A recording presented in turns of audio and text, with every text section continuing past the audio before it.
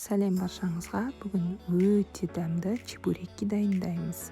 Видеоны соңына дейін қараңыз. Лайк басып, пікір қалуды ұмытпаңыз. Ешқандай уксус, спирт, содасыз да осылай қытырлап пузырчатый болып піседі.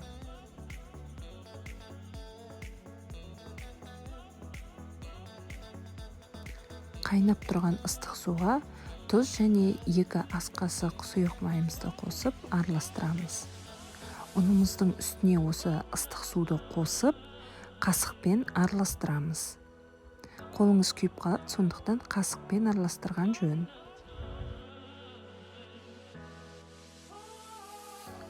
Қамырымызды ыдысынан шығарып, ешқандай ұн сеппей, осылай тақтаның бетіне әбден илейміз. Иеуі қанғанша. Қолыңызға жабыспайтын жұмсақ қамыр шығады. Оны полиэтилен пакетке салып, қойып қоямыз. Салмасын дайындаймыз. Тартылған етке езілген пиязды қосамыз. Немесе қолмен майдалап турасаңыз да болады. Татымына қарай тұз, бұрыш қосып араластырамыз.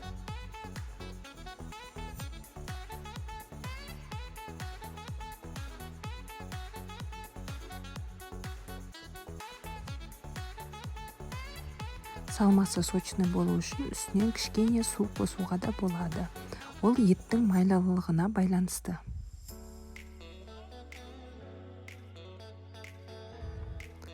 Жарты сағат демалған қамырымызды алып, 1/8 бөлікке бөлеміз.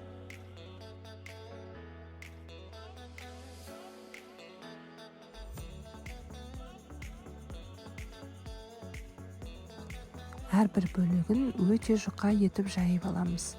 Қамырдың жұқалығы сонша арғы бетінен барлық нәрсе көрініп тұруы қажет.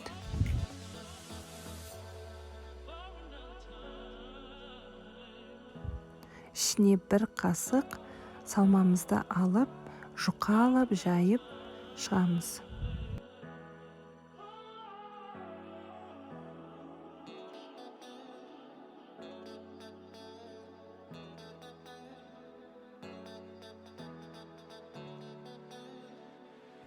Бетін екінші жағымен жауып, бекітіп шығамыз.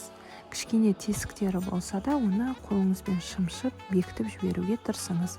Себебі қызып тұрған майға суы шықпауы қажет.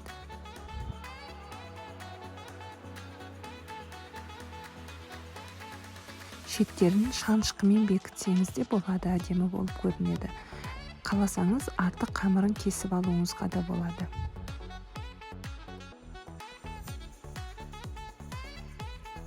Қызып тұрған майға ақырын саламыз.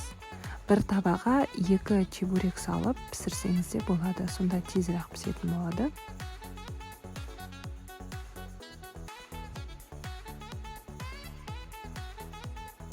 Ақырын отта бір жағы шамамен 5 минуттай қызарып пісетін болады. Сосын аударып, екінші жағын тағы да солай 5 минутта пісіреміз.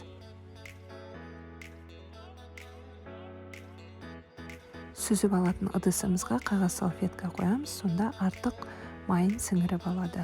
Астарыңыз дәмді болсын, каналыма жазылуды ұмытпаңыздар.